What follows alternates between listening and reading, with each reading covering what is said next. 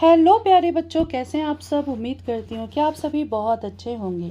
बच्चों, आज की इस वीडियो में हम सभी क्लास 8 की उर्दू की किताब अपनी ज़बान का सबक पढ़ेंगे। दिवाली के दीप जले नज्म पढ़ेंगे। दिवाली के दीप जले, जिसको लिखा है रघुपति सहाय फिराक गोरखपुरी ने। इस नज्म के शायर का नाम क्या है? रघुपति सहाय फिराक गोरखपुरी। तो चलिए शुरू करते हैं। शुरू करने के पहले बेटे आप सभी बेल आइकन को प्रेस जरूर करिएगा ताकि नेक्स्ट वीडियो आप तक इजीली पहुंच जाए। देखिए, नई हुई फिर रस्म पुरानी, दिवाली के दीप जले, शाम सलोनी रात सुहानी, दिवाली के दीप जले।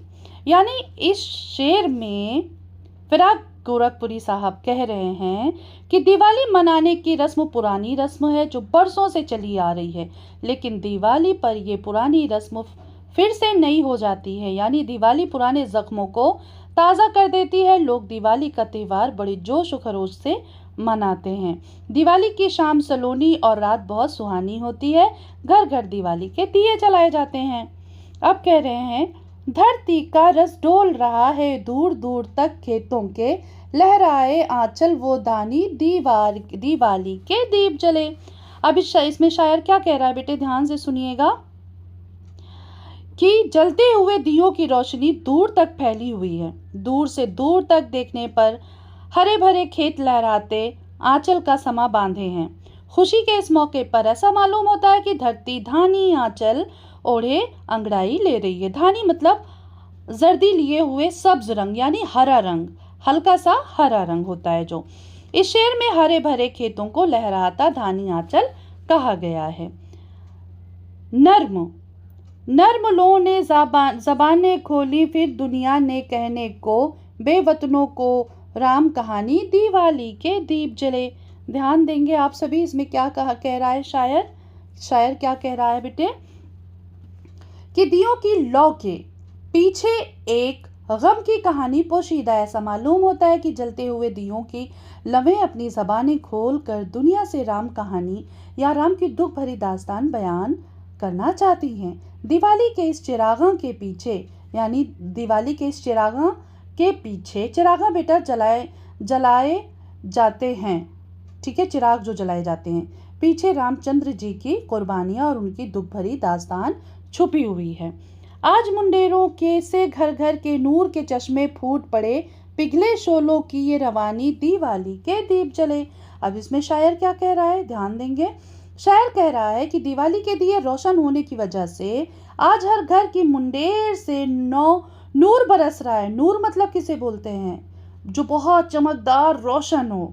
दिवाली के दिए इस रवानी से जल रहे हैं, जैसे हर तरफ नूर के चश्मे फूट पड़े हैं। आगे चलते हैं।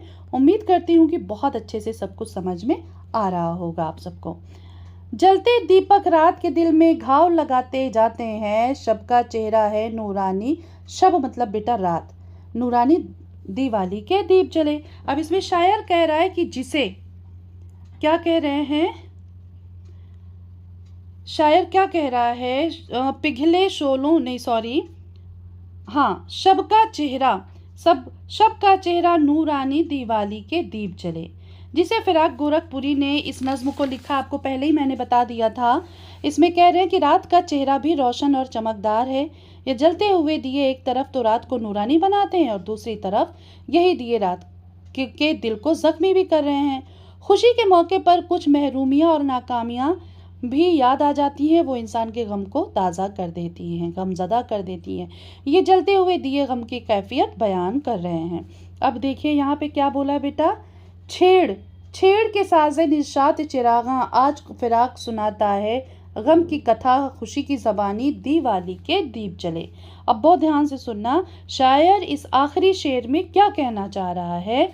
इस शेर में कहना चाह रहा है कि अपने आप से मुखातिब होकर, यानी अपने आप से बात करते हुए कह रहा है कि ए फिराक, दिवाली के मौके पर जो खुशी के चिराग जलाए जाते हैं वो खुशी की ज़बानी गम की दास्तान दोहराते हैं। यानी दिवाली का त्यौहार खुशी के साथ गम की कैफियत को भी तारी करता है। इसके राइटर हैं बेटा, शायर का नाम क्या है, दिवाली के दीप जले फिराक गोरखपुरी। अब आप सभी क्या करेंगे, सबसे पहले चैप्टर का नाम डालेंगे, दीप नज्म का नाम डालेंगे, दिवाली के दीप जले। फिर उसके बाद आप सभी अल्फाज मायने ज़रूर लिखेंगे और इस नज्म को बहुत ही खूबसूरत अंदाज में सजा कर के खुशखत राइटिंग में लिखेंगे आप सभी, ठीक है। उम्मीद करती हूँ कि आप सभी को ये चैप्टर बहुत अच्छे से समझ में आ गया होगा। लेकिन एक चीज़ सुन लें, एग्ज़ाम में कभी कभी नज़्म का खुलासा भी पूछते हैं। तो जैसे अभी मैंने आपको ये नज़्म को तशरीह करके अच्छे से एक्सप्लेन करके आपको बताया, इसी को आप अपनी ज़बान में लिखेंगे। और एक मरकज़ी ख़याल भी पूछा जाता है, ठीक है। तो मरकज़ी ख़याल ऐसे लिखेंगे जैसे मैं यहाँ पे बता रही हूँ। इस नज़्म से हमें ये सबक मिलता है कि खुशी के साथ साथ गम को भी याद रखना चाहिए, क्योंकि खुशी और गम का चोली दामन का साथ है। अगर गम ना होता तो इंसान को खुशी का एहसास ना होता। चलिए अब हम सवाल जवाब की तरफ चलते हैं बेटा। धानी आंचल के लहराने से क्या मुराद है? खुशी के मौके पर हरे भरे खेत ऐसे मालूम हो रहे हैं जैसे धरती धानी आंचल ओढ़े अंगड़ाई ले रही है। चिराग की लवें दुनिया से क्या कह रही हैं? चिराग की लवें दुनिया से राम कहानी या राम की दुख भरी दास्तान कह रही हैं। मुंडेर से नूर के चश्मे किस तरह फूट रहे हैं बेटा? मुंडेर बोलते हैं ना, जो घरों की दीवारें होती हैं ना, मुंडेर, घरों की दीवारों का जो ऊपरी हिस्सा होता है उसी को बोलते हैं मुंडेर, ठीक है, दीवार का जो ऊपरी हिस्सा होता है। आगे चलते हैं क्वेश्चन। दिवाली के जलते हुए दिए हर घर के मुंडेर से नूर बरसा रहे हैं। ऐसा लगता है जैसे जलते हुए दियों की रवानी से हर तरफ नूर के चश्मे फूट पड़े हैं। अब देखिए, रात के दिल में घाव लगने से क्या मुराद है? दिवाली के जलते हुए दिए एक तरफ तो रात का नूरानी बना रहे हैं, दूसरी तरफ यही दिए रात के दिल को ज़ख्मी भी कर रहे हैं, क्योंकि खुशी के इस मौके के पीछे गम की दास्तान पोशीदा है, यानी छुपी हुई है।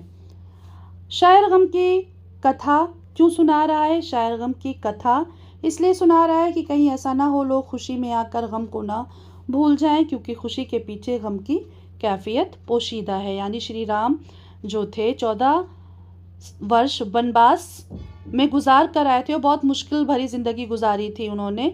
जब वो अपने घर अयोध्या लौटे थे तो लोग खुशी में अपने घरों में दिया जलाए थे, ठीक है। आगे चलते हैं बेटे, ध्यान देंगे। मिसरा मुकम्मल कीजिए। अभी देखिए, जो ये हाईलाइट करके लिखा हुआ है ना, यही आपको फिल करना है एग्ज़ाम में। इस तरीके से आएगा और आप सभी इजीली इसे फिल करेंगे, ठीक है।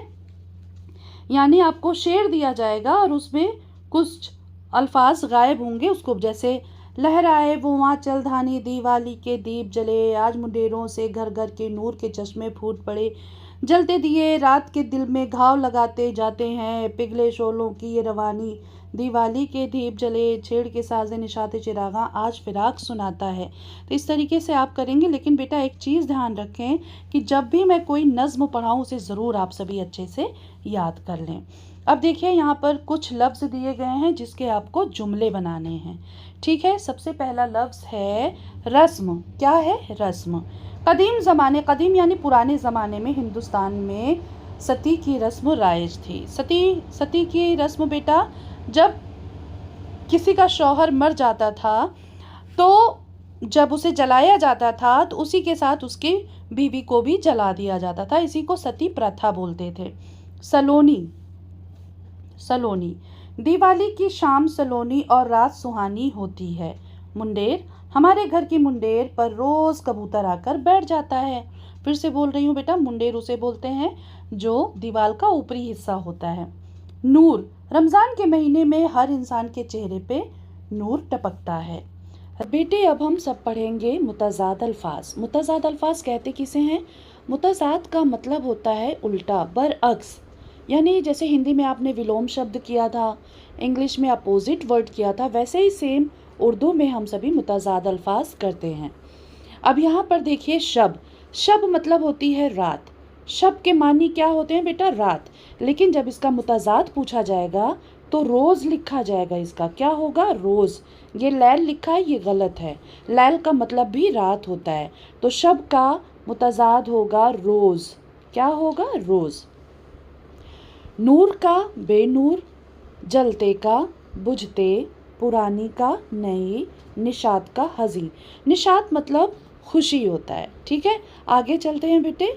इस तरीके से इमला दुरुस्त करना है, यानी कुछ अल्फाज यहाँ पर दिए हुए हैं जो कि गलत लिखे हुए हैं, जैसे निषाद लिखा है, साज लिखा है, बेवतन लिखा है, सलोनी लिखा है, चिरागा लिखा है। तो ये सारे गलत हैं। यहाँ पे आप पढ़ोगे ना तो आपको खुद ही गलत लगेगा। देखिए निषाद ते लिखा है, ते नहीं होगा तो ये होगा, निषाद ये वाला सही है। ठीक है, साज तो स्वाद से नहीं होगा, सीन से होगा, ये सही है। ठीक है, ये सही है आपका।